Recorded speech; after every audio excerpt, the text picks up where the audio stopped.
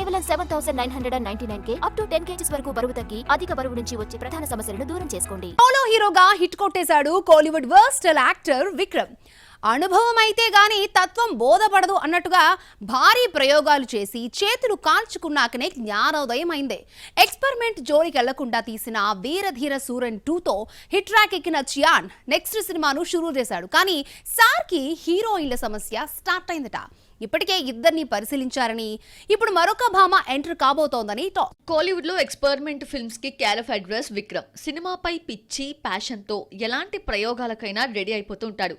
కానీ some times అవి satisfaction మాత్రమే ఇవ్వగలుగుతున్నాయి, గల్లా పెట్టి మాత్రం నింపలేకపోతున్నాయి.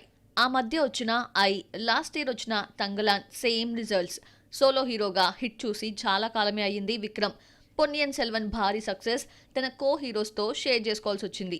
అనుభవం అయితే కానీ తత్వం తెలిసిరాదని గ్రహించాడో ఏమో, ప్రయోగాలు ఆపేసి నార్మల్ యాక్షన్ ఫిల్మ్స్ కి షిఫ్ట్ అయ్యాడు. ఈ ఏడాది వీరధీర సూరన్ 2తో హిట్ అందుకున్నాడు. చిన్న ఫేమ్ ఎస్యు అరుణ్ కుమార్ దర్శకత్వంలో వచ్చిన ఈ మూవీ సుమారు 70 కోట్లను కొల్లగొట్టింది. ఎప్పుడో కంప్లీట్ అయిన ధృవ నక్షత్రం రిలీజ్ కావాల్సింది. రిలీజ్ ఎప్పుడో గౌతమ్ వాసుదేవ్ మీనన్ కూడా క్లారిటీ ఇవ్వడం లేదు. వీరధీర సూరన్ ఇచ్చిన కిక్ తో నెక్స్ట్ ప్రాజెక్ట్ కి గ్రీన్ సిగ్నల్ ఇచ్చాడు విక్రమ్. మండేలా, మావీరన్ చిత్రాలతో హిట్స్ అందించిన అశ్విన్ తో సినిమాని ప్లాన్ చేస్తున్నాడు. ఇక్కడి వరకు ఓకే, కానీ చియాన్ 63కి హీరోయిన్స్ ఓ పట్టాన సెట్ కావడం లేదని తెలుస్తోంది.